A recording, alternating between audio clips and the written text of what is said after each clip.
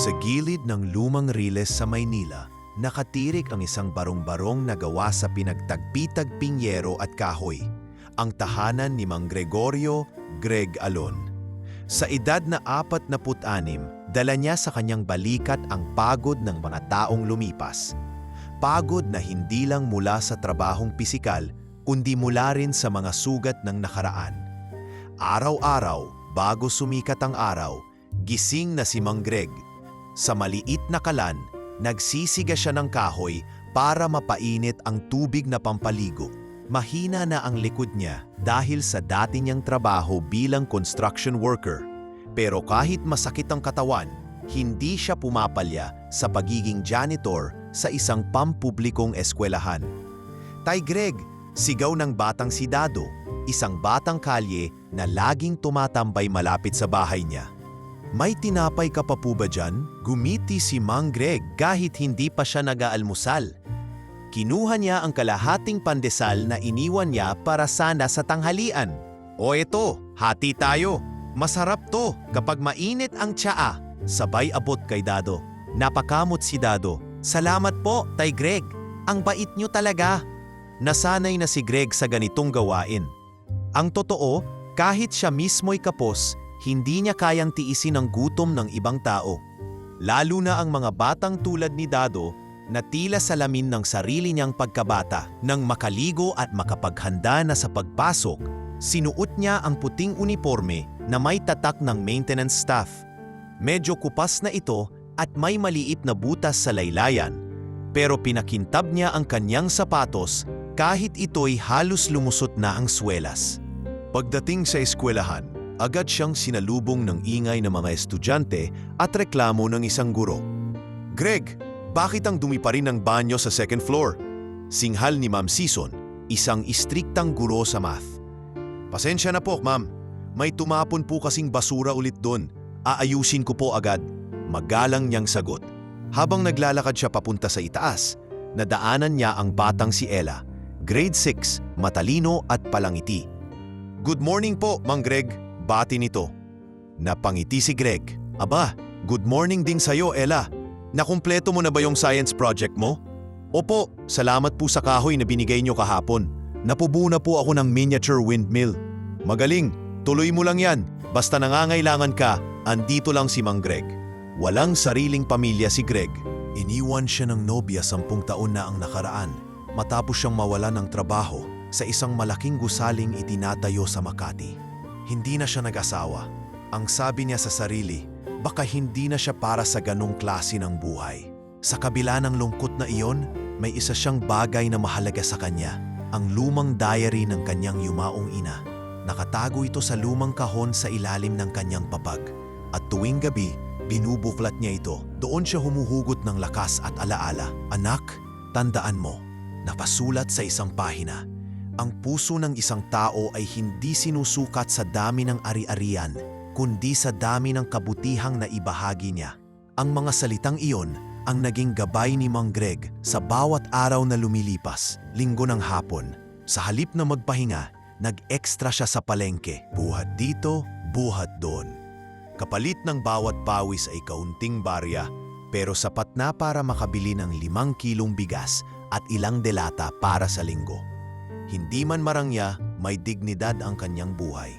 Isang beses, habang nagbubuhat ng sako ng sibuyas, napadaan siya sa 2 batang kolehiyo na bumili ng bulaklak. Grabe ang baho ng janitor na yan. Pabulong pero dinig na dinig niya. "Sana di na lang siya lumapit sa amin." Tumigil si Greg, suminghap ng malalim at muling naglakad. Hindi siya sumagot. Wala siyang panahon sa galit. Sa isip niya, baka darating din ang araw na mararamdaman ng mga batang iyon kung gaano kabigat ang buhay sa totoong mundo. Pagka-uwi niya ng bahay, tinawag siya ulit ni Dado. "Tay Greg, pwedeng magtanong?" "O, ano yon? Hindi po ba kayo nalulungkot na mag-isa lang kayo?" Saglit siyang napahinto. Tumingin siya sa langit na unti-unti nang dumidilim. "Nalulungkot? Oo, pero kung puro lungkot ang iisipin ko, baka wala na akong lakas na tumayo kinabukasan. Kaya dapat, tuloy lang." Tahimik ang gabi. Ulan ang tanging tunog sa paligid. Sa loob ng kanyang barong-barong, nakaupo si Mang Greg sa tabi ng bintana. May hawak na tasa ng mainit na kape at binabasa ang diary ng kanyang ina. Hindi niya alam na sa gabing iyon, may isang basang-basang dalaga ang naglalakad sa kahabaan ng Riles. At sa mga susunod na araw, magbabago ang takbo ng buhay niya nang hindi niya inaasahan. Alas 5 pa lang ng umaga ay gising na si Mang Greg. Sanay na ang katawan niyang gumising ng maaga kahit wala pang tunog ng manok sa paligid. Sa maliit na palangganang may init-init pang tubig, binasa niya ang kanyang mukha. Mabilis ang kilos niya. Isang tinapay lang ang almusal. Tapos diretso na sa paglalakad papuntang eskwelahan. Wala siyang bisikleta, wala ring pamasahe pang tricycle. Pero para sa kanya, ang 1 kilometro ay hindi hadlang kundi bahagi na ng araw-araw na pagsubok. Habang naglalakad, suot ang kanyang medyas na may butas sa gilid. Inabutan siya ng isang batang tindero ng lugaw. "Mang Greg, lugaw po kayo?" Umiling siya at ngumiti. "Salamat anak, sa susunod na lang. May baon pa akong pandesal."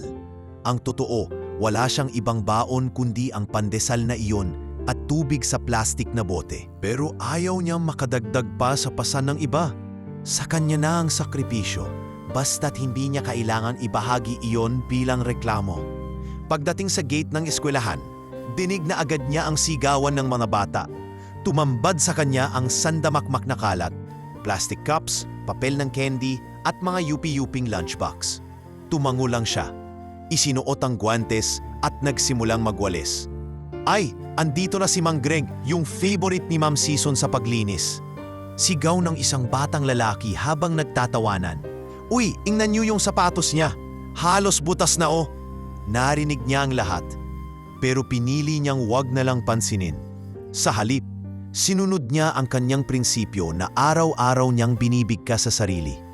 Kapag galit ka, talo ka.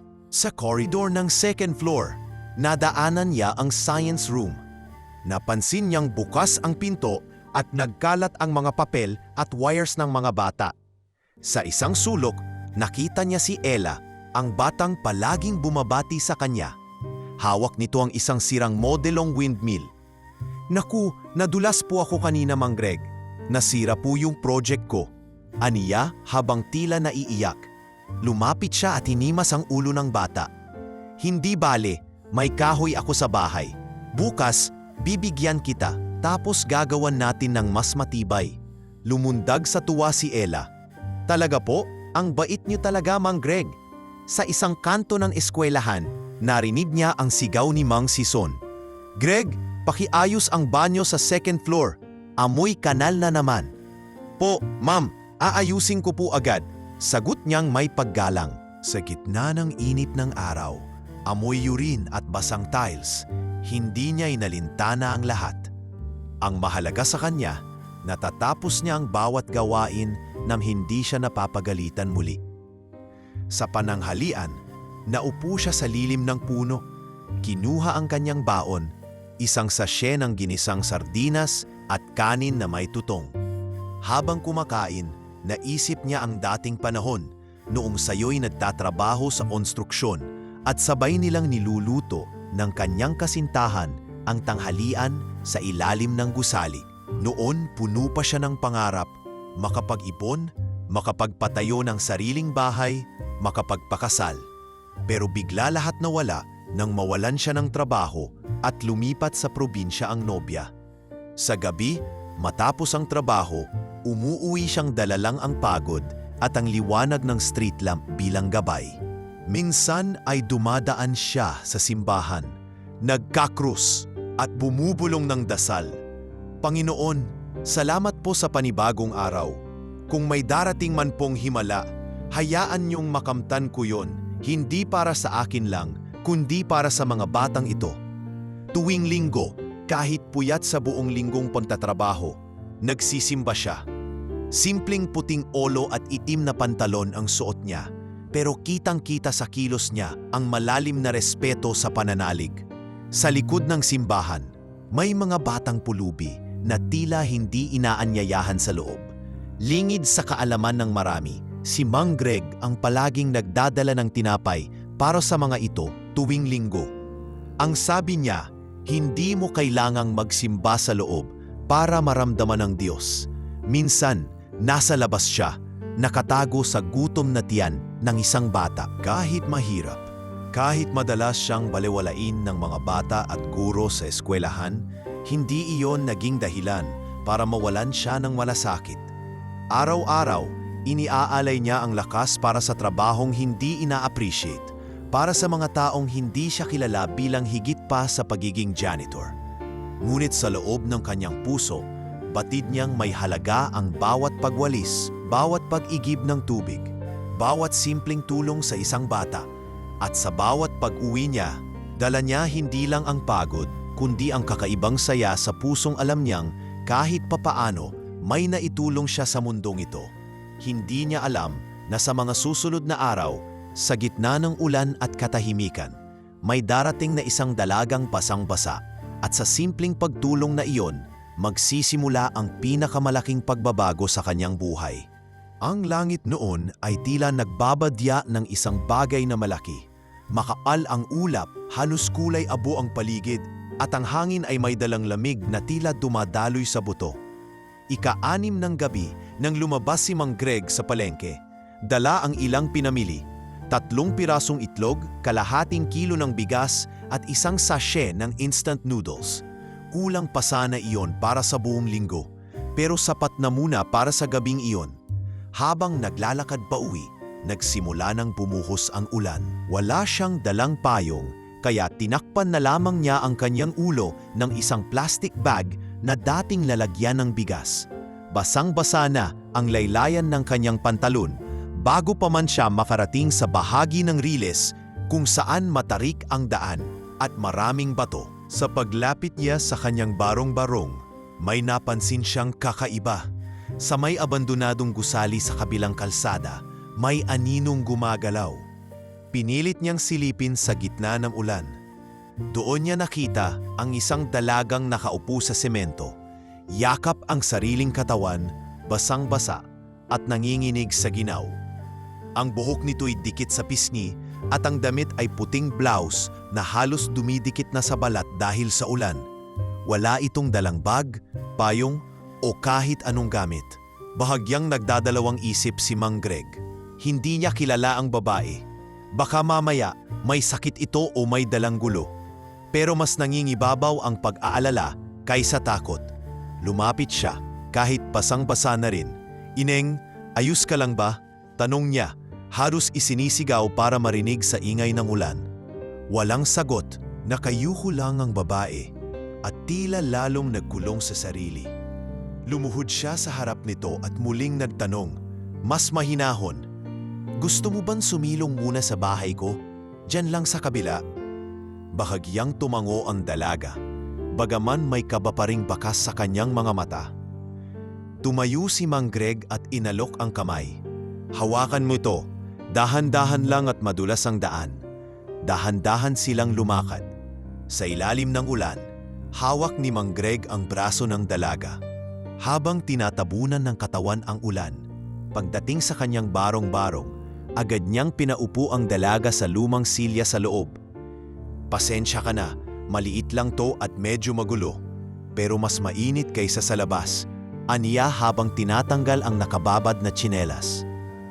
Agad siyang kumuha ng tuwalya, tuyong damit na pambabae na dati ay naiwan ng isang kaibigang tindera, at isang tasa ng mainit na tubig na may kaunting asukal. "Ito muna, pampainit, baka sipunin ka." Sabay abot niya ng tasa. Tahimik pa rin ang dalaga, tinanggap ang tasa at tumano, ngunit hindi pa rin nagsasalita. Pinagmasdan niya ito mula sa malapit, maputi, mahinhin ang mga kilos at may suot na manipis na pulseras na tila mamahalin. Maya-maya, nagsimula ng lumakas ang hangin. Tumutulo ang ulan mula sa butas ng bubong. Kaya't mabilis na gumalaw si Mang Greg. Kumuha ng plastik, siniksik ito sa pagitan ng yero at tinakpan ang sahig ng lumang banig. "Pwedeng dito ka muna magpahinga. May unan akong tuyo. Ako na lang sa gilid matutulog, huwag kang mag-alala," ani Greg habang inaayos ang kapirasong kutson. Ang dalaga ay patuloy pa ring tahimik. Ngunit bago pumikit, tumingin ito kay Mang Greg at bahagyang ngumiti. Hindi pa rin siya nagsalita, ngunit sapat na ang munting ngiting iyon upang maiparating ang kanyang pasasalamat. Habang natutulog ang dalaga, nagluto si Greg ng instant noodles gamit ang kalan sa labas. Sinamahan niya ito ng itlog at kaunting toyo para may lasa. Nang maluto, isinilid niya sa lumang plastik na mangkok at inilagay sa tabi ng natutulog na dalaga. Tinitigan niya ito sandali, saka siya umupo sa gilid at binasa muli ang diary ng kanyang ina. Sa isang bahagi roon ay nakasulat, "Minsan, ang tulong na ibinibigay mo ngayon ay magiging dahilan ng pagbabago sa buhay mo bukas." Napatingin siya sa natutulog na dalaga. Hindi niya kilala, hindi niya alam kung sino o saan nanggaling. Ngunit ang alam lang niya ngayon, sa simpleng pagtulong niyang ito ngayong gabi, may kakaiba siyang nararamdaman. Isang uri ng kapayapaan na matagal na niyang hindi naranasan. Kinabukasan, maaga siyang nagising, malakas pa rin ang ulan. Pinainit niya ang natirang noodles at sinubukang gisingin ang dalaga. "Ineng, gising ka na? May mainit na almusal dito." Dahan-dahang iminulat ng babae ang mga mata. Saglit siyang napalingalinga, tila gulat na nasa ibang lugar. Ngunit nang makita si Greg, tila gumaan ang kanyang ekspresyon. "Saan po ako?" Mahina at paos ang tinig niya. "Dito sa bahay ko. Kagabi ay nasa labas ka sa ulan, basang-basa. Tinulungan kita." Tahimik ulit ang dalaga, pero kinuha niya ang mangkok at tahimik na kumain. Maya-maya, tiningnan niya si Greg at mahina niyang binigkas, "Salamat po." Ngumiti si Greg, "Walang anuman, mabutit okay ka na. Kung gusto mo, dito ka muna hanggang tumila ang ulan." Hindi na sumagot ang dalaga, pero sa mga mata nito, bakas ang tiwala. At sa gabing iyon ng ulan, sa barong-barong na halos wasak, nagsimula ang isang kwentong bubuo ng pagbabago sa dalawang buhay. Isang hindi inaasahang ugnayan sa pagitan ng isang janitor at ng isang dalagang hindi niya pakilala, na sa kalaunay siyang magpapabago ng kanyang tadhana. Maagang bumangon si Mang Greg kinabukasan. Maambon pa rin, ngunit hindi na gaano kalakas ang ulan kagaya ng gabing nagdaan. Habang pinapainit niya ang tubig sa kanyang maliit na kalan para sa kape, napasilip siya sa loob ng kanyang bahay kung saan tahimik na natutulog pa rin ang dalagang niligtas niya mula sa ulan. Napagmasdan niya ang mahimbing nitong mukha.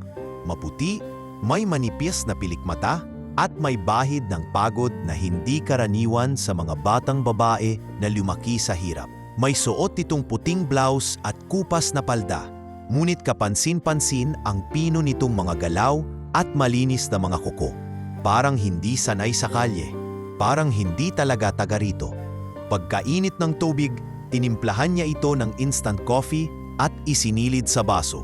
Lumapit siya sa dalaga at dahan-dahang tinapik ang balikat nito.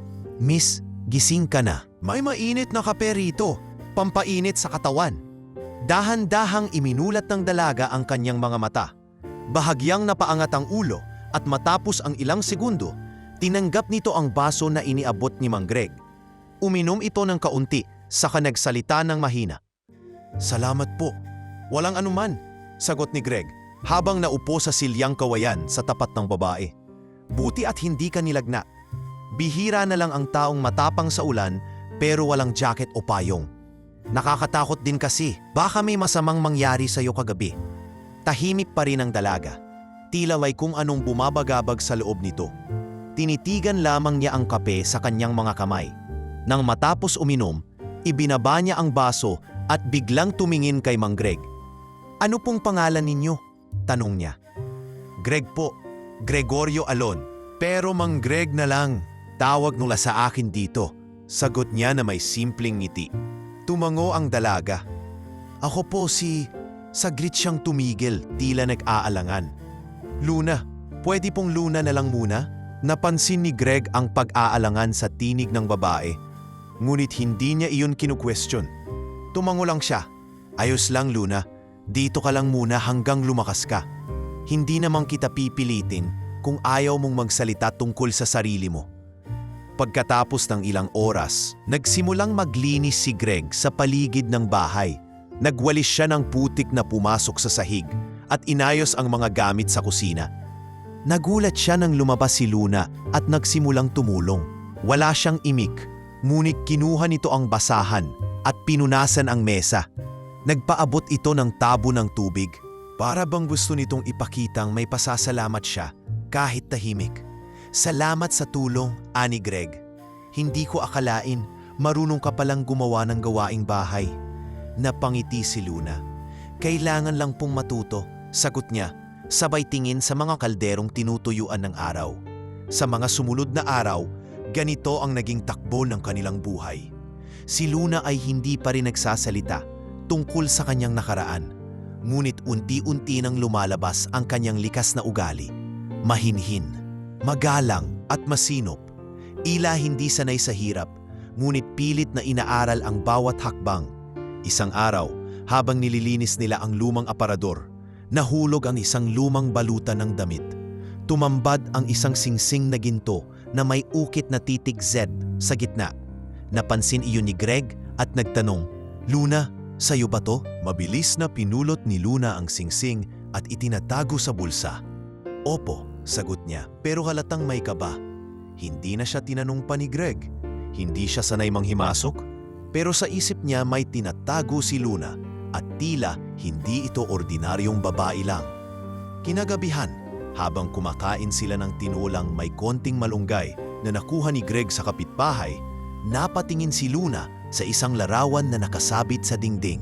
Isang lumang litrato ng isang matandang babae na may maamong mukha. "Siya po ba ang nanay ninyo?" tanong ni Luna. "Oo, si Aling Telly. Siyang nagturo sa akin kung paano maging marunong magmahal kahit kapos sa buhay," sagot ni Greg habang tila bumabalik ang alaala. "May diary nga siya riyan eh. Lagi kong binabasa tuwing gabi." Napayuko si Luna. "Sana po, ganyan din ang nanay ko." Tahimik, hindi na siya nagsalita pa. Ngunit naramdaman ni Greg ang bigat sa tinig ni Luna. Tila may sugat sa kanyang puso na pilit niyang ikinukubli. Kinabukasan, habang wala si Greg at nasa trabaho, lumabas si Luna upang bumili ng pandesal sa karinderya sa dulo ng eskinita. Doon, una siyang nakasalamuhan ng mga batang kalye. Hindi siya pinansin sa una, ngunit may batang babae na tinawag siya. "Ate, ang puti mo, parang artista. Taga dito ka ba talaga?" Ngumiti si Luna. "Hindi, pansamantala lang ako rito." "Ay, kawawa ka naman. Gusto mo ng laruan ko?" alok ng bata. Natigilan si Luna. Napakabait ng bata sa kabila ng dumi at hirap sa katawan. Tinanggap niya ang laruan, isang sirang manika na wala na ang kalahating buhok. "Salamat," ani Luna habang napapaluha. Sa gabing iyon, ibinalik ni Luna ang laruan kay Greg. "May bata pong nagbigay sa akin nito kanina. Alam nyo, ngayon lang po ako nakaranas ng ganung kabait na estranhero. Para bang hindi ko deserve." Tumingin si Greg sa kanya. "Deserve mo, Luna. Minsan, may mga taong darating sa buhay natin para ipaalala sa atin na may halaga tayo. Kahit hindi tayo sigurado kung sino tayo." Hindi pa rin niya alam kung sino talaga si Luna, pero malinaw sa kanya, may mabigat itong dinadala at kailangan lang niya ng kaunting oras at espasyo para mapagtagumpayan ito. At sa bawat araw na lumilipas, lalong tumitibay ang koneksyon nila. Isang ugnayang walang pangalan, pero puno ng malasakit. Lumipas ang ilang araw na tila isang tahimik ngunit mabigat na pelikula ang paligid ng barong-barong ni Mang Greg. Si Luna, na inakalang mananatili lamang ng isang gabi, ay nanatili na sa bahay ng higit isang linggo. Wala siyang sinasabi tungkol sa kanyang nakaraan, kung saan siya galing o kung may naghahanap ba sa kanya. Ngunit sa halip na bumigat, ang presensya niya sa maliit na tahanan ni Greg, naging tila ilaw ito sa isang lugar na matagal nang napatago sa anino.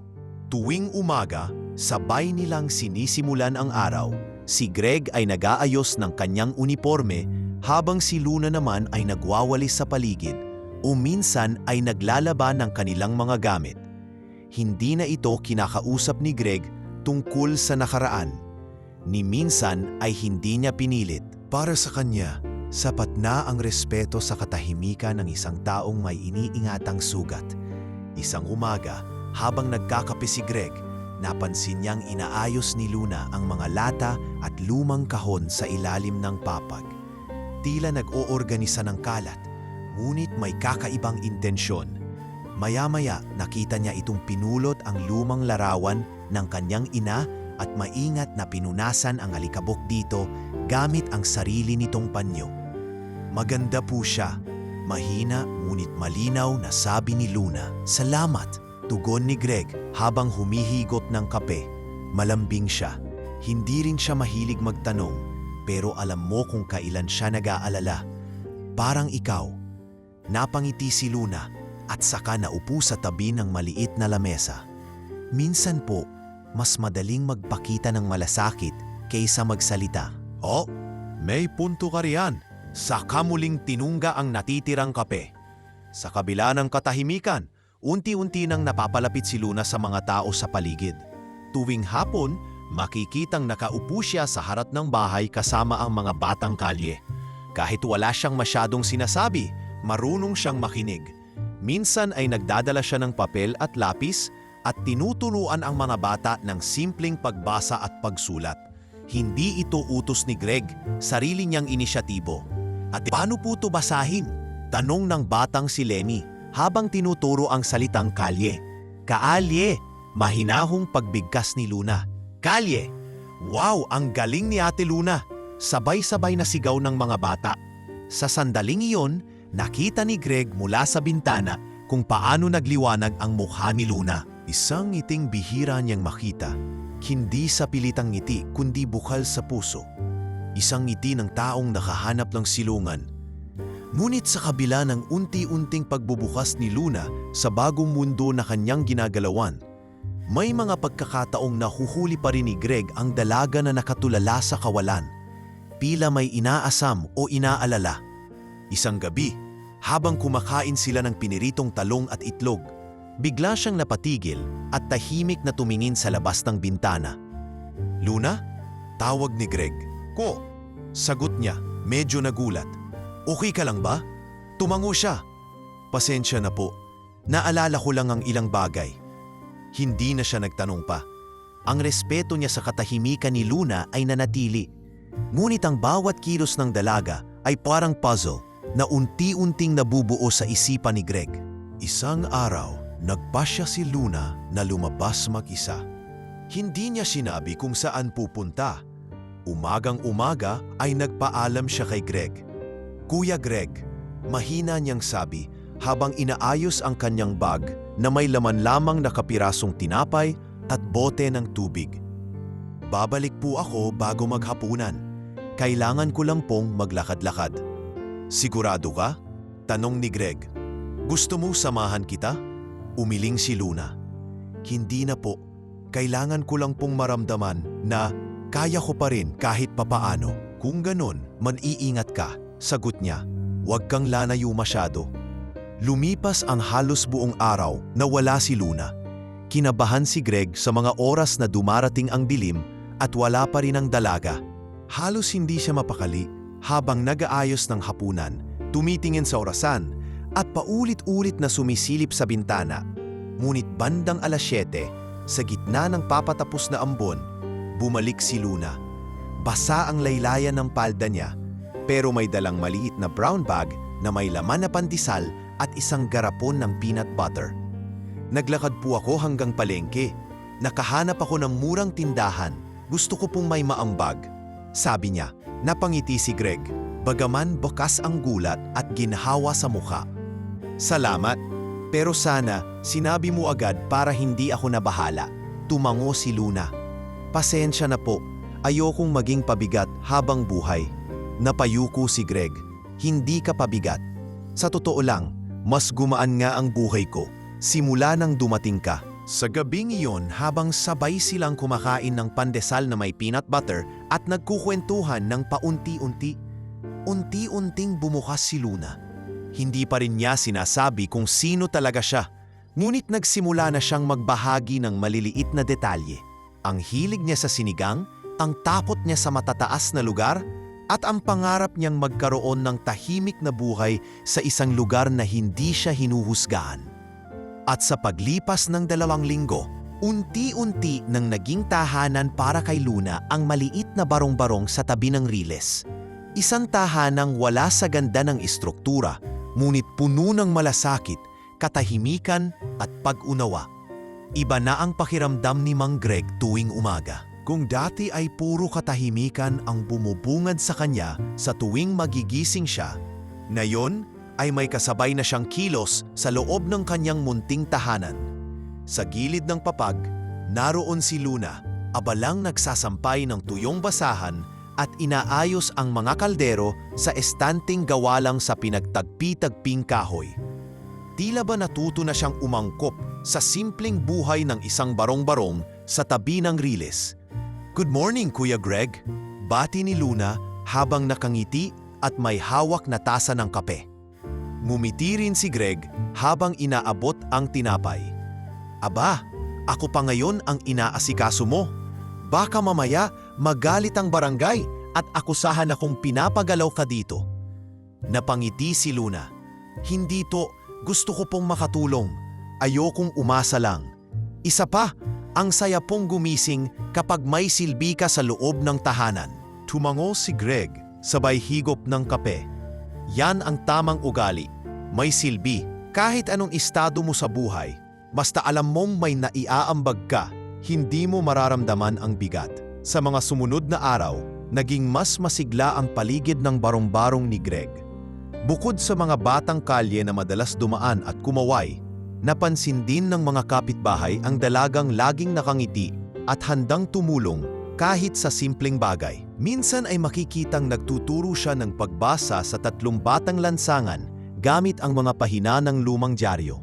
Minsan naman ay tinuturuan niya, pero sa isang kondisyon, "Maghuhugas muna kayo ng kamay bago tayo magsimula." Tugon ni Luna habang tumatawa.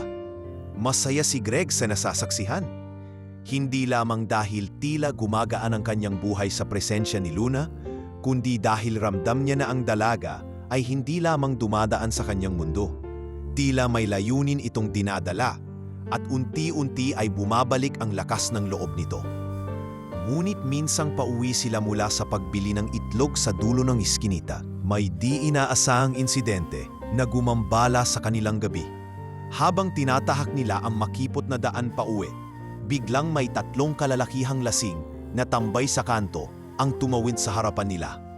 "Uy Greg, may kasama kang artista ngayon ah!" Tukso ng isa, sabay hila kay Luna sa braso. Agad na tumutol si Greg, tinabig ang kamay ng lalaki.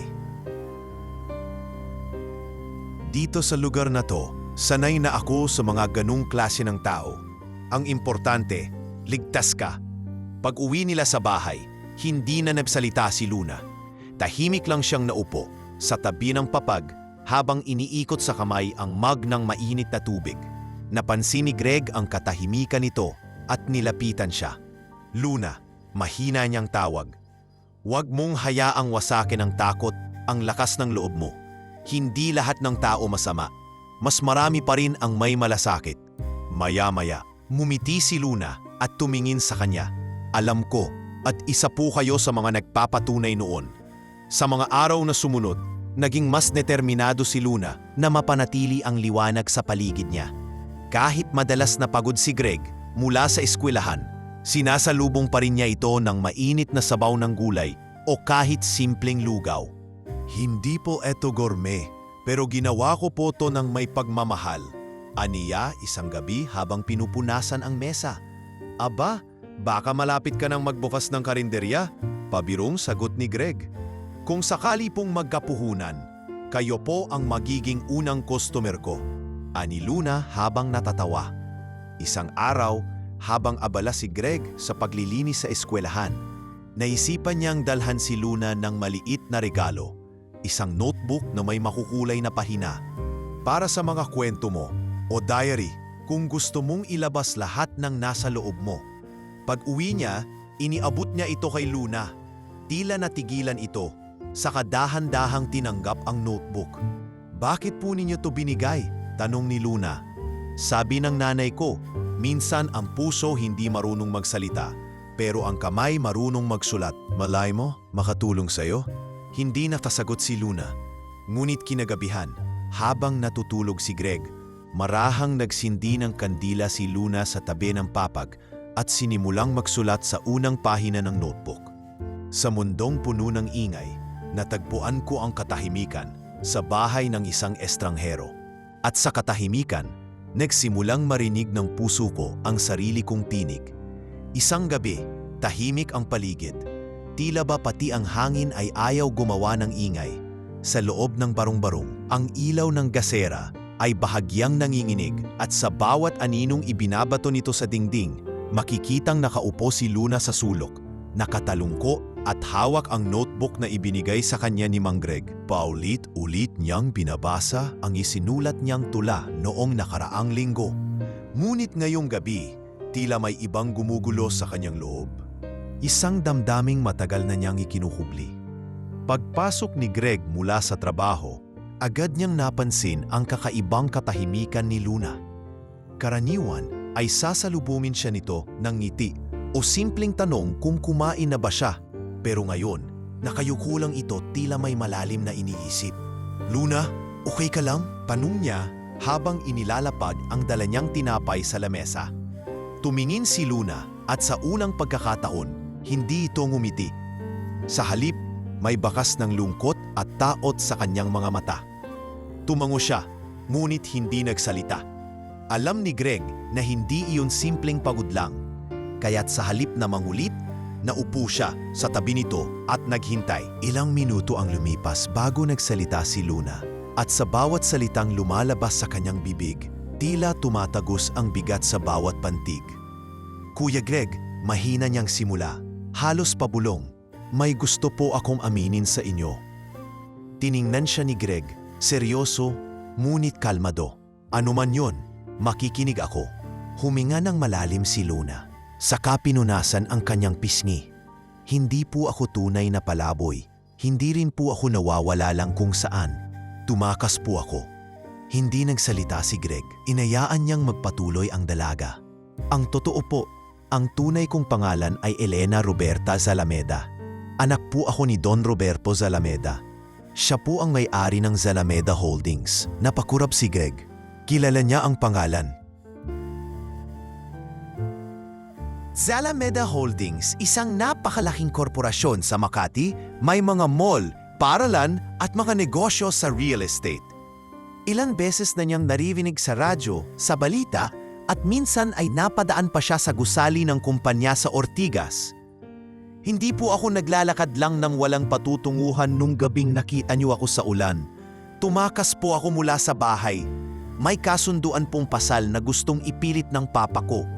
Para sa negosyo, para raw sa kapakanan ng kumpanya. Pero ayoko, gusto ko lang, makalayo. Makahinga, sandaling tumigil si Elena o Luna at saka muling nagpatuloy. Kaya po ako naglakad. Dala ko lang ang cellphone na iniwan ko na rin sa tabi ng ilog. Isang wallet at yung singsing na nakita nyo. Regalo yon ng mama ko bago siya pumanaw. Tahimik si Greg, hindi siya makapaniwala. Isang anak ng bilyonaryo, sa kanyang barong-barong, sa tabi ng riles, kumakain ng tinola at pandesal, tinuturuan ng mga batang kalye ng alpabeto. Ayokong sabihin agad, kasi ayokong kausapin niyo ako dahil sa apelyido ko, dagdag ni Luna. Sa loob ng maraming taon, lagi akong tinitingnan bilang anak ng may-ari, hindi bilang si Elena, hindi bilang ako. Bumuntong hininga si Greg at tumayo upang kumuha ng tubig. Tahimik siyang uminom, saka muling naupo sa tabi ng dalaga. Salamat at nagtiwala ka, sabi niya sa wakas. At huwag kang mag-alala, sa akin hindi mahalaga ang apelyido mo. Mas mahalaga kung sino ka ngayon, hindi kung sino ang tatay mo. Napaluha si Luna. Tumulo ang mga luha sa kanyang pisngi. At sa unang pagkakataon, hinayaan niyang makita ni Greg ang tunay na bigat ng kanyang dibdib. Hinawakan ni Greg ang kanyang balikat. Minsan, mas mabigat ang bitbit ng mayaman kaysa sa mahirap. Ibang klase lang ng sakit, bulong ni Greg. Kinabukasan, Tila naging mas magaan ang aura ni Luna. Hindi na siya nakatago sa pangalang Luna. Kahit hindi pa siya muling lumalabas gamit ang kanyang tunay na pangalan, unti-unti nang bumabalik ang kumpiyansa sa kanyang sarili. Nagsimula siyang tumawa muli, magkwento, at minsan ay naikwento na rin niya ang kanyang ina, si Isabel Zalameda, na namatay sa isang aksidente 5 taon na ang nakalipas. Si Mama ang nagturo sa akin ng piano, ng sinigang, at kung papano kilalanin ang tahimik na kaligayahan. Kwento ni Elena habang nilalagyan ng asin ang nilulutong gulay. Anong ibig mong sabihin sa tahimik na kaligayahan? Tanong ni Greg habang naghihiwa ng kamatis. Yung hindi mo kailangan ng palakpak ng tao para matawag na masaya. Yung tahimik lang, pero buo ka. Ganito. Napangiti si Greg. Kung ganon, malapit na kitang tawaging ganap na taga-Riles. Tumawa si Elena at sa pagkakataong iyon, hindi na siya yung takot na dalagang natagpuan niya sa ulan. Isa na siyang babaeng handang tumanggap sa sarili. At kahit pansamantala lang, handang mabuhay sa isang mundong walang marangyang pader. Ngunit habang nagiging payapa ang kanilang araw-araw, alam ni Greg na hindi ito magtatagal. Darating ang araw na kailangang bumalik si Elena sa totoo niyang mundo. At kapag dumating ang oras na iyon, hindi niya alam kung handa na ba siyang muli itong pakawalan. Magmula noong gabing inamin ni Elena ang kanyang tunay na pagkatao, tila mas naging magaan ang kanyang pagkilos sa loob ng barong-barong ni Mang Greg. Wala nang pag-aalinlangan sa kanyang mga kilos. At kahit pa simple pa rin ang pamumuhay nila, ramdam na ramdam ang pagbabago sa hangin, isang uri ng kapayapaang bunga ng pagtanggap sa katotohanan. Ngunit sa kabila ng mga ngiti at tawanan, alam ni Greg na hindi ito magtatagal. Sapagkat kahit anong pagtatago ng isang sinag ng araw, darating at darating ang panahon na ito'y babalik sa langit. Isang umaga, habang binubunot ni Greg ang mga damo sa harapan ng bahay, lumapit si Elena. Suot niya ang lumang sombrero ni Greg at may dalang mangkok ng pinakuluang mais. Alam mo, Kuya Greg, panimula niya habang iniaabot ang pagkain. Hindi ko akalaing mararanasan kong maging masaya kahit ganito lang. Ang dami kong nakasanayang bagay dati, mamahaling sapatos, aircon, mga brunch sa hotel. Pero ngayon, itong mais na ito, para siyang regalo. Ngumiti si Greg habang tinanggap ang mangkok. Minsan kapag tinanggal mo lahat ng ingay sa paligid, mas madaling pakinggan kung ano talaga ang nagpapasaya sa'yo. Doon ko nga napagtanto, dugtong ni Elena, na ang dami ko palang hindi natutunan sa kabila ng mga natapos kong kurso. Pero dito ko naramdaman kung paano magtimpla ng kape, paano maglinis ng bubong, paano tumawa sa gitna ng ulan.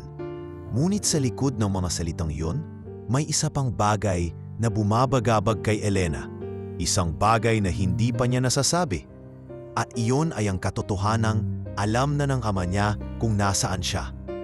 Ilang araw bago iyon, habang nasa palengke siya, may isang lalaking nakaitim na jacket ang tila sinundan siya sa bawat hakbang. Napansin niya ito ngunit hindi na lang pinansin.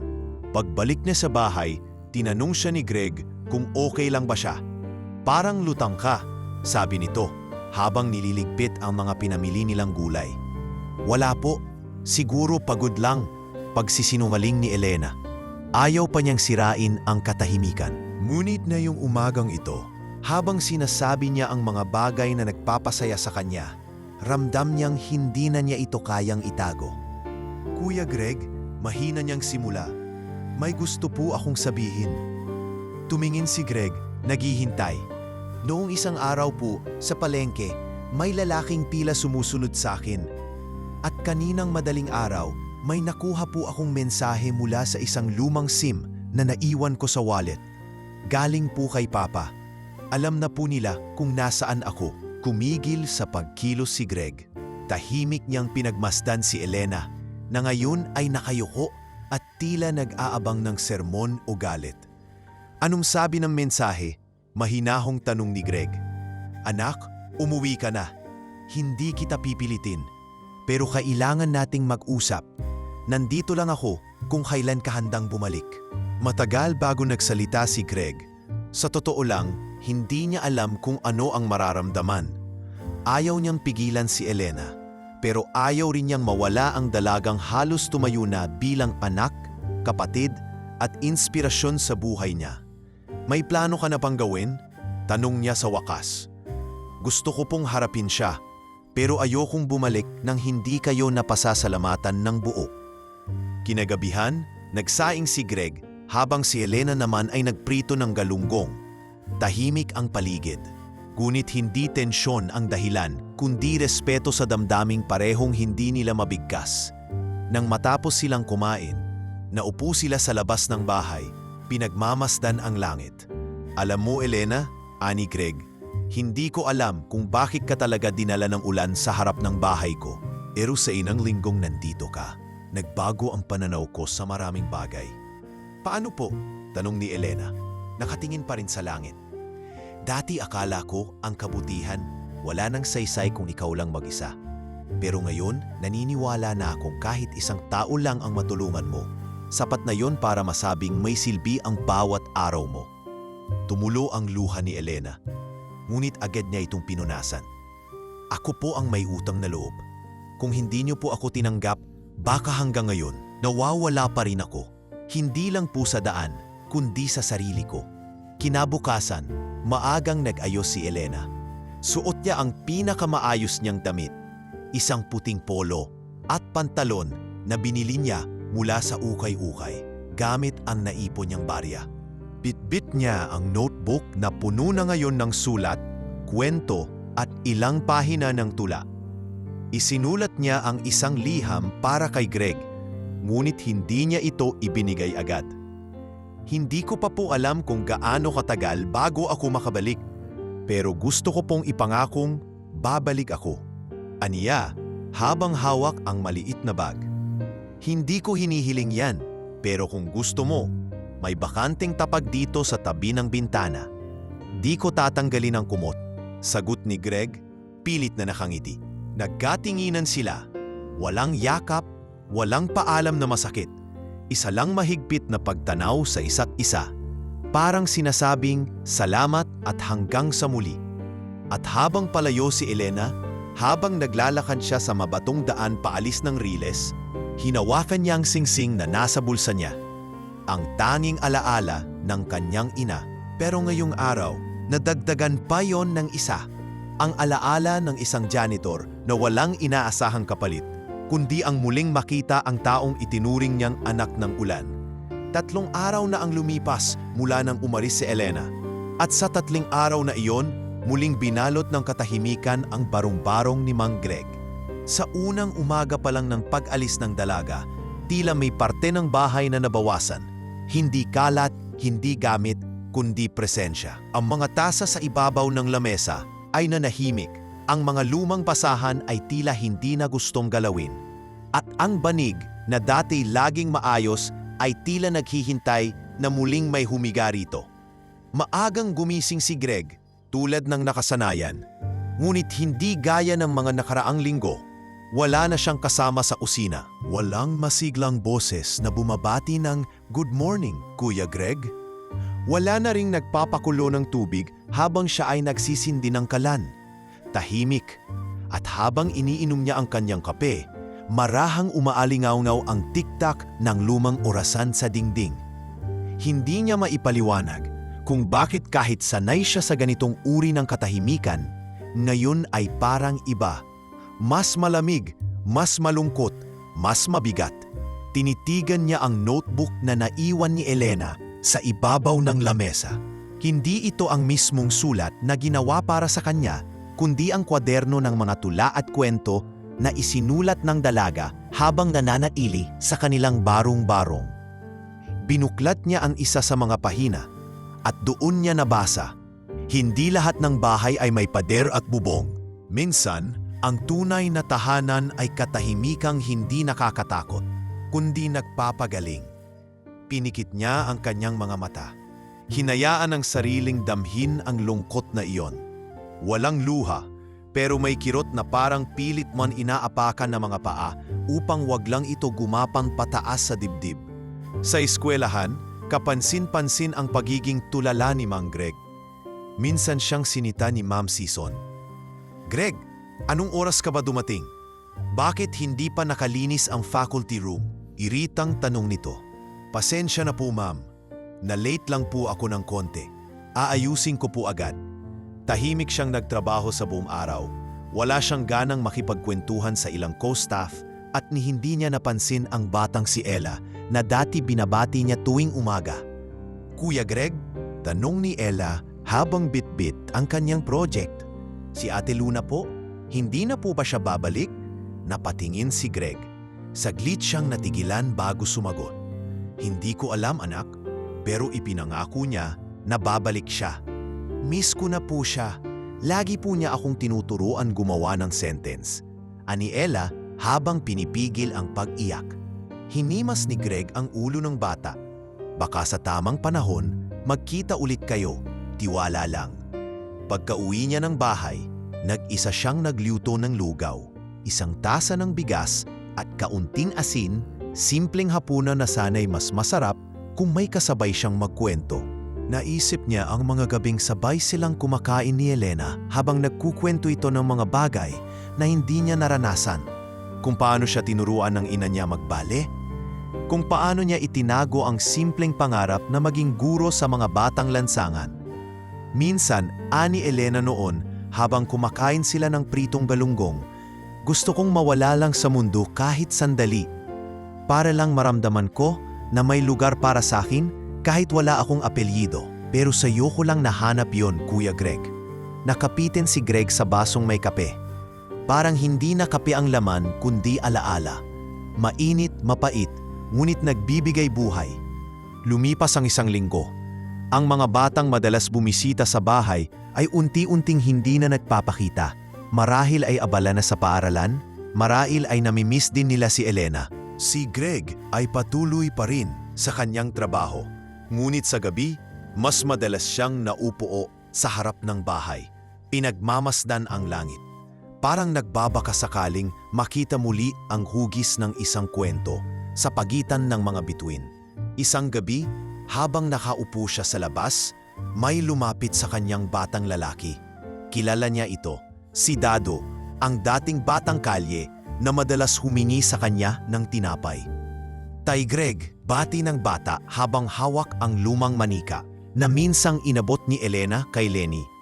"Ito po yung laruan na binigay ni Ate Luna. Sabi po niya dati, hindi raw niya alam paano mag-alaga ng manika kasi siya po mismo hindi maaalaga ng papa niya noon." Napangipi si Greg kahit masikip ang dibdib. Pero dito, natutunan niya yon. Mahina niyang sagot. Kinabukasan, sa muling pagbubukas ng notebook, may isang pahina siyang natagpuan na tila hindi niya nabasa noon. Isinulat ito ni Elena ilang araw bago siya umalis. Ang tao, hindi nawawala dahil umalis siya. Nawawala siya kapag kinalimutan mo ang iniwan niyang kabutihan. At kung kailan mo siya naalala, doon siya muling nabubuhay. Binasa niya iyon ng ilang ulit, saka marahang isinara ang notebook. Sa wakas, nakahanap na siya ng katahimikang hindi pangungulila, kundi pagtanggap. At bagamat wala pa si Elena, alam niyang hindi na siya kailanman magiging mag-isa. Lumipas ang isang buong taon. Tulad ng dati, gising pa rin si Greg ng alas 5 ng umaga, bitbit ang kanyang lumang walis tingting at tabo. Wala pa ring bisikleta, wala pa ring tricycle. Ngunit sa paglakad niya tuwing umaga, may bago na siyang ginagawa. Binabati niya ang bawat batang madaanan niya, tinuturuan ng simpleng asal, at minsan ay nagbibigay ng libreng tinapay kapag may ekstrang kita mula sa palengke. Sa eskwelahan, wala nang sigaw ni Ma'am Season tungkol sa maruming faculty room. Sa halip, siya na mismo ang lumalapit kay Greg. "Greg, salamat sa pagbili ng bagong mop. Tila mas malinis ngayon ang buong hallway." Ani Ma'am Season, isang umaga. "Wala pong anuman, ma'am. Sabi nga po nila, kung gusto mo raw ng magandang kinabukasan, magsimula sa malinis na paligid." Tahimik lang ang mga araw. Walang pangyayari na labis na nakakagulat. Walang lihim, walang bisitang basang-basa sa ulan. Hanggang isang hapon, habang nag-aayos si Greg ng mga paso sa gilid ng eskwelahan, may tumigil na itim na sasakyan sa labas ng gate. Hindi niya agad napansin, ngunit nang bumaba ang isang matandang lalaking napakorsonilyong barong at isang babaeng may makinis na ayos at matikas ang tindig, napako ang tingin niya sa huli. Elena? Mahina niyang bulong, ngunit hindi agad lumapit ang dalaga. Sa halip, ang matandang lalaki ang unang lumapit sa kanya. Kayo po ba si Gregorio Alon? Tanong nito, may halong paggalang sa boses.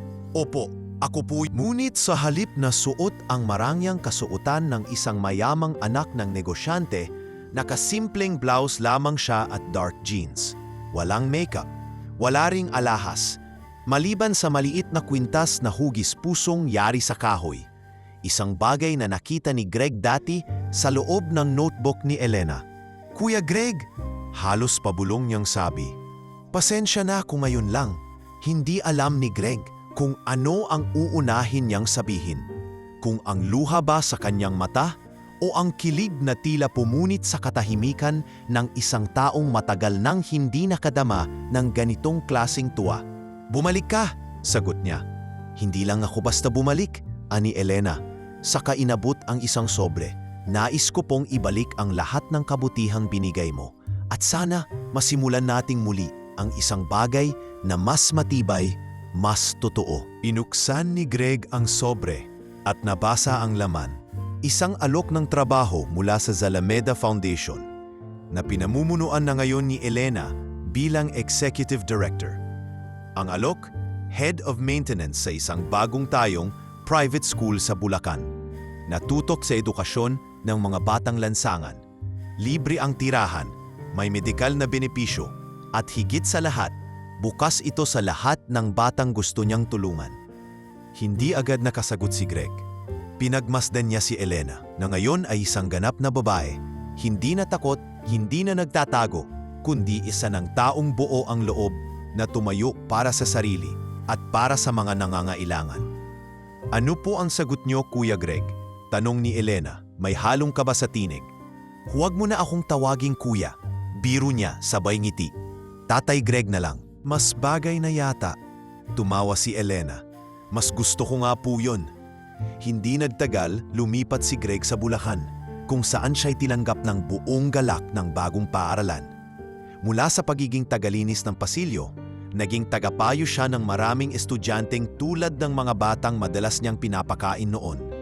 Minsan ay tinatawag siyang Sir Greg, ngunit madalas Tatay Greg na talaga ang itinawag sa kanya ng mga bata at guro. Linggo-linggo ay bumabalik siya sa Maynila upang bumisita sa kanyang lumang barong-barong, hindi upang manirahan, kundi para alalahanin ang panahong nagsimula ang lahat. Kasama niya minsan si Elena, na hindi na lang basta bumabalik, kundi tumutulong na rin sa mga batang naroon. Dinala nila ang ilan sa mga ito sa bagong paaralan, binigyan ng scholarship at pinakain araw-araw. Isang araw, habang naglalakad si Greg sa hallway ng paaralan, isang batang babae ang lumapit sa kanya. Tay Greg, aniya, gusto ko rin pong maging janitor paglaki ko. Napahinto siya at napangiti. Bakit naman? Kasi po kayo ang pinakamabait na tao sa mundo, sagot ng bata. Hinimas niya ang ulo nito. Ang mahalaga, kahit anong trabaho mo, basta't may puso ka. Mahalaga ka sa mundong to. Sa puntong iyon, naisip niya si Elena, isang dalagang basang-basa sa ulan, na ngayon ay naging ilaw sa maraming batang nawawala sa sarili. At sa gitna ng lahat ng pagbabagong ito, si Greg, ang janitor na minsan ay tahimik lang na gumigising ng maaga at bumabalik sa barong-barong na walang kasabay, ay isa ng haligi sa isang bagong mundong binuo nila. Hindi na siya basta si Mang Greg, siya na ngayon si Tatay Greg, isang pangalan na hindi kailanman binili ng salapi, kundi inani mula sa kabutihang walang hinihintay na kapalit.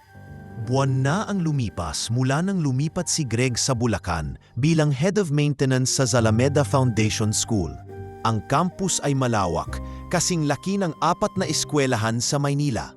Nasa gitna ito ng isang taniman ng mais at mga punong mangga na papalibutan ng katahimikan at sariwang hangin. Malayo ito sa dating mundong kinalakhan ni Greg.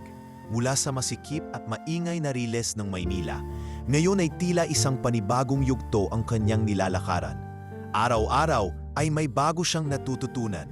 Hindi lang sa mga kagamitan ng paaralan, kundi sa pakikisalamuha sa mga batang dumaranas ng parehong uri ng kahirapan na minsang kanyang pinagdaanan. Sa bawat paglakad niya sa pasilyo, palaging may mga batang lalapit upang kumustahin siya.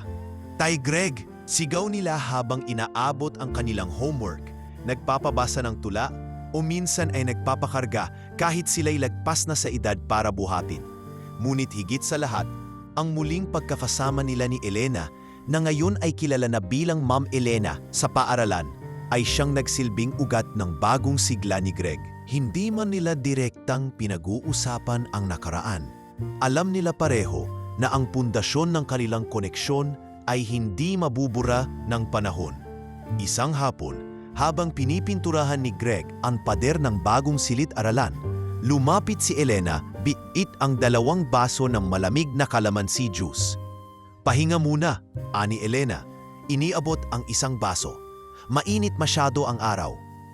"Salamat," tugon ni Greg habang tinanggap ang inumin. "Parang kahapon lang. Ikaw ang inaalok ko ng sabaw ng noodle sa barong-barong. Ngayon, kalamansi juice na galing sa air-conditioned office." Mumiti si Elena. "Ang bilis nga po ng panahon, ano? Pero kahit nagbago ang paligid, gusto ko pong malaman nyo, hindi po nagbago ang pagtingin ko sa inyo." Tumingin si Greg sa dalaga, hindi agad nakasagot. Hindi dahil sa pagkabigla, kundi dahil sa lalim ng damdaming unti-unting bumabalik sa kanya. Damdaming hindi romantiko o makasarili, kundi isang uri ng pagmamalasakit na mas malalim pa sa dugo. "Wala akong ibang hiningi noon kundi mga sabay sa araw-araw. Pero ngayon, pakiramdam ko, binigyan ako ng Diyos ng pagkakataong maging bahagi ng pagbabago," ani Greg. Pinagmamasdan ang mga batang naglalaro sa likuran ng paaralan. "At ikaw, Elena, ikaw ang dahilan." Tahimik si Elena. Pinisil niya ang baso sa kanyang kamay. "Alam niyo po, Tay Greg, nung nasa riles pa po ako, akala ko wala na akong halaga. Pero nung tinanggap niyo po ako, kahit hindi niyo alam kung sino ako, doon ko naramdaman na may puwang pa pala ako sa mundo." Hindi pa man tapos ang usapan, dumating si Mang Pido, isang gurong dating kargador sa Maynila na ngayoy nagtuturo na ng woodworking sa paaralan. "Greg, pasensya ka na, pero may maliit na problema sa water pump. Naglolo ko na naman." "Ay sige, ako na bahala dyan," sagot ni Greg sabay tayo. Tumingin siya kay Elena. "Tuloy natin tong usapan natin mamaya." Habang inaayos niya ang water pump sa likod ng paaralan, hindi niya maiwasang mapaisip. Sa kanyang edad, lampas 50 na siya, maraming pagkakataon na naramdaman niyang huli na para sa kanya ang mga pangarap. Ngunit heto siya ngayon, isang taong pinagmamalaki ng buong komunidad. Hindi na siya basta janitor sa lumang eskwelahan, kundi haligi ng isang institusyong may layuning magbago ng mga buhay. At higit pa riyan, tinuturing na siyang pangalawang ama ng dalagang minsan ay tinulungan niya sa ilalim ng ulan. Linggo ng umaga, isang espesyal na araw para sa Zalameda Foundation. Magkakaroon ng unang graduasyon ng mga batang lansangan na isinailalim sa Special Education Program. Karamihan sa mga ito ay mga batang dati hindi man lang marunong magbaybay ng pangalan.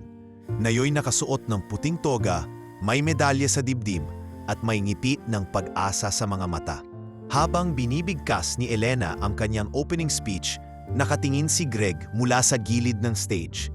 Sa bawat salitang binibigkas ni Elena, dama niya ang sinseridad, hindi galing sa posisyon, kundi sa karanasan. "Nang ako po ay tumakas mula sa mundo ng marangya ngunit puno ng kontrol, natagpuan ko ang isang tahanan sa isang barong-barong. Doon ko naralasan ang tunay na respeto, hindi batay sa kayamanan, kundi sa kabutihan." Isa po si Tatay Greg sa mga nagturo sa akin na may halaga ang bawat tao, gaano man kaordinaryo. Napatingin ang lahat kay Greg at sa kanyang gulat, pinalapit siya sa entablado. Wala siyang masabi. Ngunit nang yakapin siya ni Elena sa harap ng buong komunidad, tila doon niya tuluyang tinanggap na ang dating tahimik at maliit na mundo niya ay hindi lang basta nabago, kundi lumawak, lumalim at lumigaya. Sa hapunan pagkatapos ng graduation, nilapitan siya ng isa sa mga donor ng paaralan. Sir Greg, may plano po kaming palawakin ang proyekto sa Visayas. Gusto po sana naming isama kayo sa core team. Hindi agad sumagot si Greg. Tumingin muna siya sa paligid, sa mga batang naglalaro, sa mga gurong nagtatawanan, at kay Elena na abala sa pakikipag-usap sa mga magulang. Sa puso niya, alam niya na kung ano man ang paglalakbay na susunod niyang tatahakin, hindi na siya kailanman mag-iisa. Kung makakatulong po ako, bakit hindi? Sagot niya sa wakas. Pero sa isang kondisyon. Ano po yun? Tanong ng donor. Huwag niyo po akong titigilan sa pagtawag na Tatay Greg dahil yan na po ang pangalan kong ipinagmamalaki. Lumipas ang mga buwan at lalo pang naging matatag ang ugnayan sa pagitan ni Greg at Elena. Hindi ito yaong uri ng pagmamahalan na karaniwang pinag-uusapan. Walang halikan, walang yakapan sa dilim, walang drama ng pagtatapat ng damdamin sa ilalim ng ulan. Ang sa kanila ay isang uri ng pag-ibig na tahimik, mababa ang boses at puno ng pagkalinga.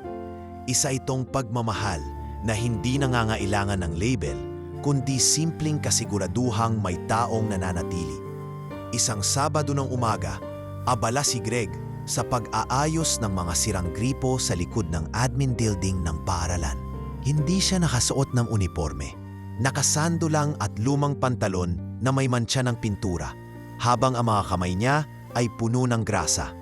Sa gilid ng kanyang balikat, nakasampay ang tuwalya na ginagamit niyang pamunas ng pawis. Lumingon siya sa may gate nang mapansing may paparating na sasakyan. Nagulat siya nang gumaba roon si Elena, hindi sa kanyang karaniwang ayos bilang executive director, kundi nakasimpleng t-shirt at maong. Bitbit nito ang isang maliit na cake box at isang supot ng puto. Maaga ka ata, Elena, bati ni Greg habang pinupunasan ang kanyang kamay. Birthday niyo ngayon, di ba? Tanong ng dalaga habang inaabot ang mga dala. Sabi mo dati, ayaw mong ipagdiwang kasi wala kang pamilya. Ngayon, meron ka na. Napangiti si Greg, bahagyang napailing. Naalala mo pa yon, ha? Lahat ng sinabi niyo, natatandaan ko. Sagot ni Elena, sabay tayo sa tabi niya. Ngayong araw, ako muna ang mag-aasikaso sa inyo. Habang sabay silang kumakain sa ilalim ng lilim ng tuno, binalikan nila ang mga alaala noong nasa barong-barong pa sila. Ang mga gabing umuulan habang sabay silang nagkakape. Ang mga batang tinuruan ni Elena sa tabi ng riles. At ang unang beses na binigyan siya ni Greg ng notebook upang isulat ang kanyang damdamin. Naalala mo ba nung unang linggo ko sa bahay mo? Tanong ni Elena. Hindi ako nagsasalita halos, tapos binigyan mo lang ako ng sopas at sinabi mong hindi ko kailangan ang pangalan mo para makisalo ka sa hapunan. Tumawa si Greg. Akala ko nga hindi ka na talaga magsasalita. Akala ko pipi ka.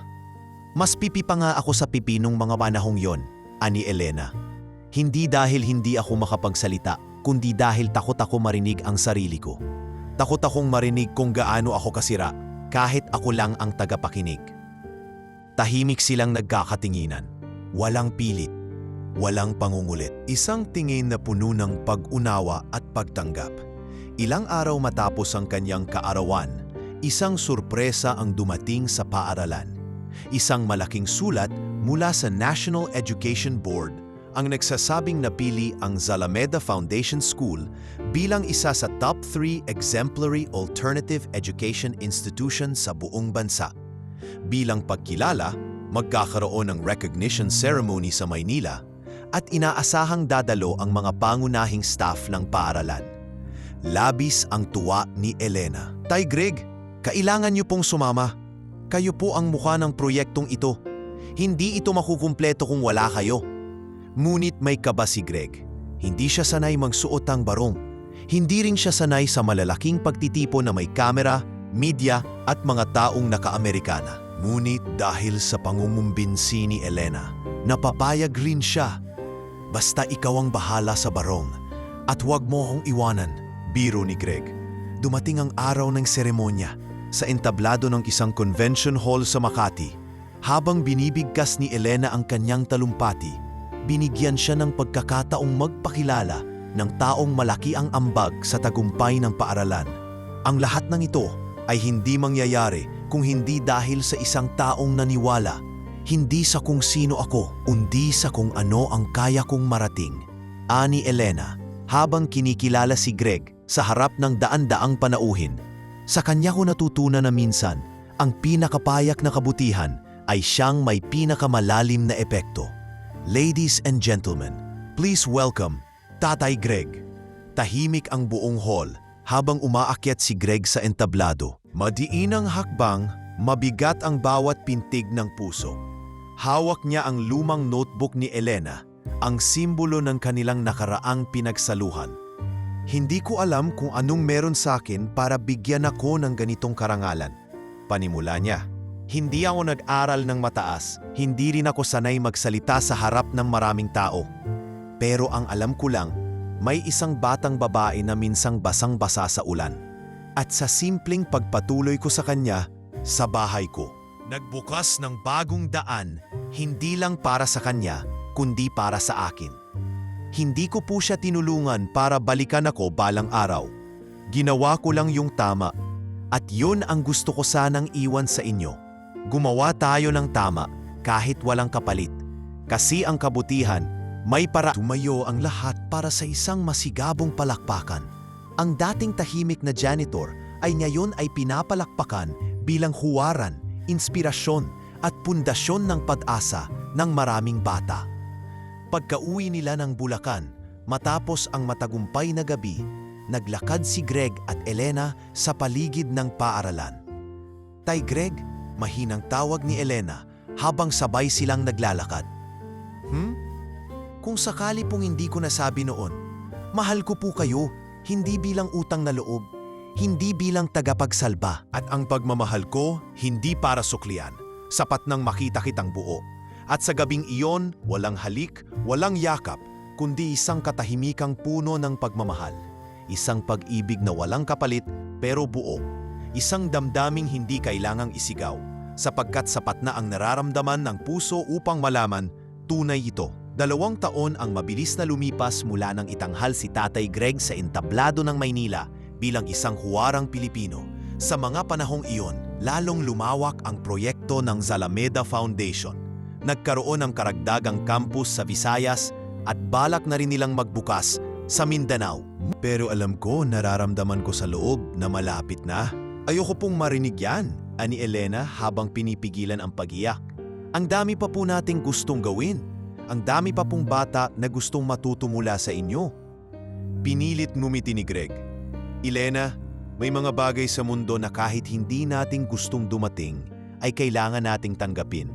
Ang mahalaga, kung aalis man ako, may magpapatuloy ng sinimulan natin. 1 linggo matapos ang pag-uusap na iyon, dinala siya ni Elena sa ospital matapos siyang mawalan ng malay habang naglilinis ng silid-aklatan. Matagal nang itinatago ni Greg ang nararamdaman. Masakit ang likod, paninikip ng dibdib, madalas na pagkahilo. Ngunit ayaw niyang ipaalam ito kahit kanino. Ayaw niyang maramdaman ng mga tao na siya'y pabigat. Sa ospital, habang ginagamot at isinasailalim sa pagsusuri, lalong lumalalim ang katahimikan sa pagitan nila ni Elena. Hindi dahil sa kakulangan ng pag-uusap, kundi dahil sa takot na baka isa na lamang itong pamamaalam. Araw-araw ay binabantayan siya ni Elena. Hindi umaalis sa tabi ng kanyang kama. Habang si Greg naman ay patuloy na nagpapatawa sa mga nurse at doktor kahit halos hindi na makapagsalita ng dire-diretso. Isang hapon, habang mag-isa si Elena sa waiting area, may isang matandang lalaki na lumapit sa kanya. Siya si Ginoong Arsenio Lim, chairman ng isang pribadong philanthropic group na sumusuporta sa mga institusyong tulad ng kanila. Nabalitaan ko ang kalagayan ni Tatay Greg, ani nito. Gusto naming magbigay ng lifetime award sa kanya. Pero mas gusto kong malaman mo, Anong plano mo kung sapaling hindi na siya makabalik? Tumingin si Elena sa malayo. Mahigpit ang pagkakahawak niya sa hawakan ng bangko.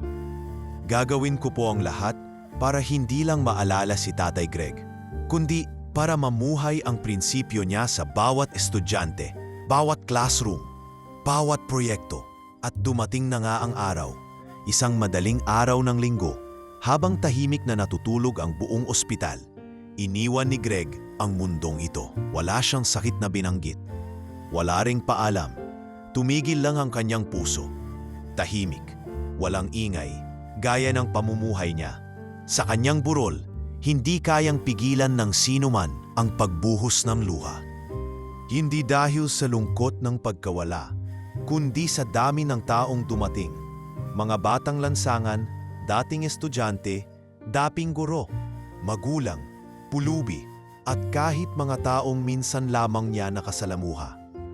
Ang maliit na chapel na pinagdausan ng burol ay tilang hindi sapat upang ipagkasya ang dami ng pusong binago ng kanyang kabutihan. Isang batang lalaki ang tumayo sa harap ng kabaong. Hawak nito ang isang simpleng liham na isinulat niya para kay Tatay Greg. Kung hindi niyo po ako binigyan ng tinapay noon, baka hindi po ako natutong pumasok sa eskwela. At kung hindi po ako natuto, baka po ngayon ay nagnanakaw pa rin ako sa kalsada. Salamat po, Tay Greg. Hindi ko po kayo makakalimutan. Sunod na nagsalita si Elena. Sa suot niyang itim na bestida, hindi na siya ang batang nalilito sa sarili. Siya na ngayon ay isang matatag na babae na puno ng dignidad at katatagan. Hindi ko po kilala ang tunay kong ama noong bata pa ako, panimula niya. Pero dumating si Tatay Greg sa buhay ko, hindi upang palitan ang tatay ko, kundi upang ipaalala na ang pagiging ama ay hindi sa dugo, kundi sa paggabay, sa pagmamalasakit, at sa paniniwala na may kabutihan pa rin sa tao. Siya po ang nagturo sa akin kung paano maging totoo sa sarili, kung paano magmahal, hindi dahil sa utang na loob, kundi dahil sa pasasalamat na totoo. Matapos ang libing, inanyayahan ni Elena ang buong komunidad sa campus ng foundation.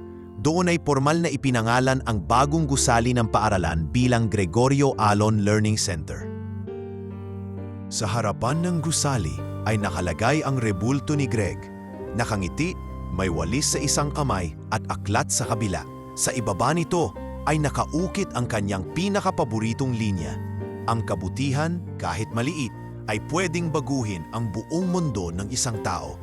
Ngayon, taon-taon ay ipinagdiriwang sa foundation ang Tatay Greg Day, kung saan bawat estudyante ay inaatasang gumawa ng kabutihang hindi pwedeng bayaran, hindi kailangan ng papuri, at hindi kailanman iniasa sa kapalit. Sa ganitong paraan, nananatili si Greg sa puso ng bawat batang natutong maniwala sa pag-asa, sa dignidad at sa pag-ibig na walang hinihinging kapalit. At tuwing gabi, sa isang silid ng bagong librarya na may tanawing bukirin, madalas umupo si Elena. Binubuklat ang lumang notebook. At sa huling pahina nito, isinulat niya ang mga salitang hindi niya kailanman binigkas habang buhay pa si Greg. Hindi ko kailanman malilimutan ang taong hindi ako kailanman pinilit maging iba. Sa halip, tinanggap ako sa katahimikan ng kanyang mundo at tinuruan akong magmahal hindi gamit ang bibig, kundi ang puso.